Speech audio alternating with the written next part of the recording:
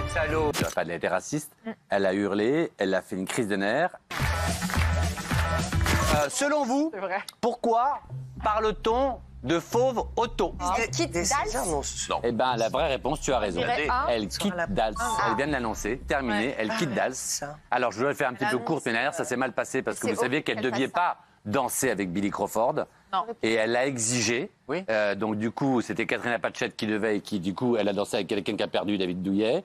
Donc, du coup, maintenant, c'est la star day. Elle s'entend plus avec les autres. Il y a une sale ambiance. Et vous savez comment c'est quand tout d'un coup, bah, on n'est plus aimé. Voilà.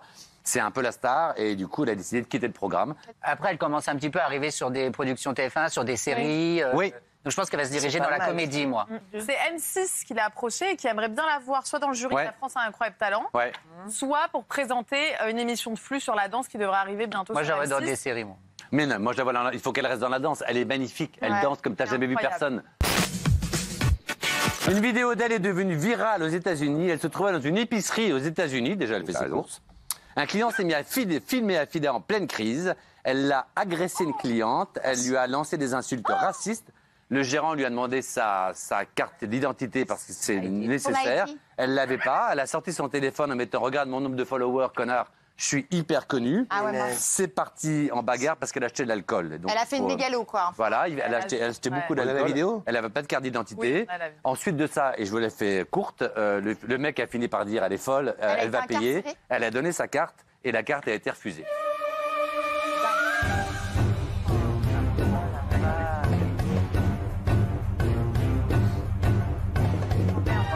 Salaud. Mais c'est pas nous, c'est la vie. Non, ce qui est très triste, c'est d'abord, elle a traité les gens, elle a été raciste, elle a hurlé, elle a fait une crise de nerfs, et surtout, elle a essayé de payer sa carte bancaire, et sa carte bancaire était bloquée. Bah, ça arrive d'avoir une carte bancaire bloquée, ça nous arrive à tous. En fait, la vraie question qu'on peut se poser, c'est comment on fait pour faire autant de merde tout le temps, à tout point de vue, et être connu, et continuer de faire des plateaux de télé. À quel moment le public dit pas cette nana? Et moi, par contre, c'est drôle, je suis beaucoup embrouillé avec elle. Je vous dis pas les nombres de commentaires que j'ai eus, c'est comment tu as fait Laurent pour tenir, elle est horrible, enfin, des trucs horribles sur elle.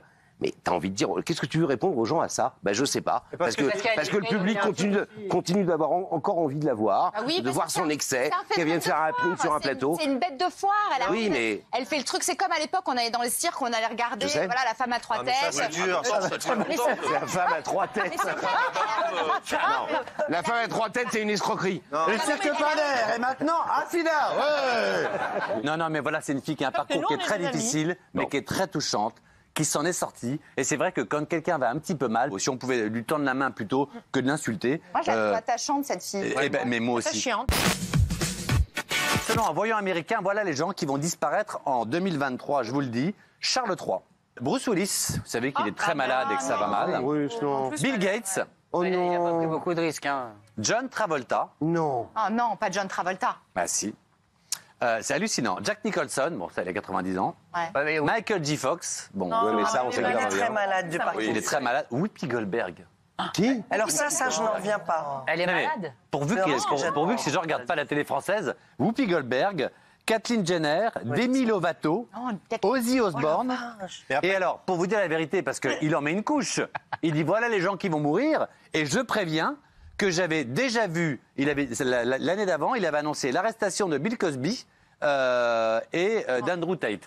Donc, si vous voulez, il y a un petit moment où tu te dis, tiens, il est peut-être bon. Alors, Céline Dion et le prince Charles, deux malades malheureusement.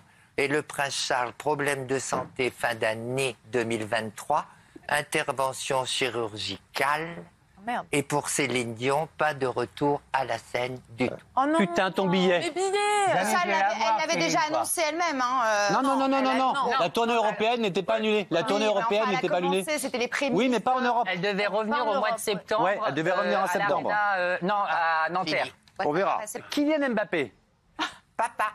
Non. Oui. Papa à la fin 2023. Mais c'est génial, mais c'est qui la maman?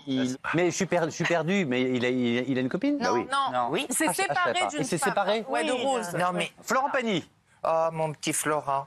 Alors, nous savons qu'il se bat, il se bat bien, et il sera avec nous encore longtemps. Bam. Je suis fan de ce mec. Alors, Cyril Hanouna, enfin l'amour au grand jour. Ah bon? Grosse décision. Oh my God! Ah, me voilà première dame sur un bateau, me voilà. Ah, mais du coup, faut que ce soit une séquence télé, alors...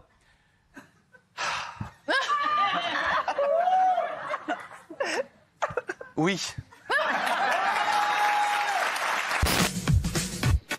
Star Academy, vous avez 18 ans.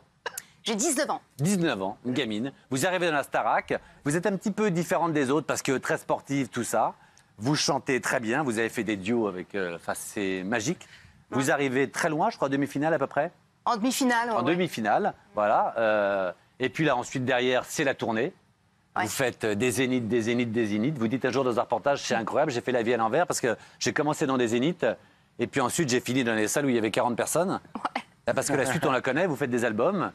Et puis la vie, c'est pas toujours facile. Les albums marchent un peu moins, c'est ça? Ah oui, non, la musique est très difficile. Avant d'avoir un projet qui fonctionne, c'est pas faut être l'élu, il faut avoir une chance Bien sûr. dingue. Et plus on avance, plus on se dit, on regarde derrière, on se dit, ah, j'ai quand même vécu un truc de dingue au moment de la Starac. C'était jamais, je crois, voilà, jamais je On a une petite dépression derrière quand tout d'un coup on vend 40 000 disques et que ça s'arrête ou pas? Tu peux pas ne pas avoir de coup de blues. Quand tu es dans une euphorie où tu vis des moments incroyables tous les jours. Mais quand tu l'as pu. Et quand tu l'as plus, évidemment que tu as un coup de blues. Là, c'est humain, c'est naturel, c'est normal. Et la seule chose qui fait que tu restes sur Terre, c'est ton éducation, ta famille, tes valeurs. Ton entourage. Et puis de bosser. Et puis de retravailler, tu retrousses les manches et tu y retournes et tu travailles et puis c'est tout.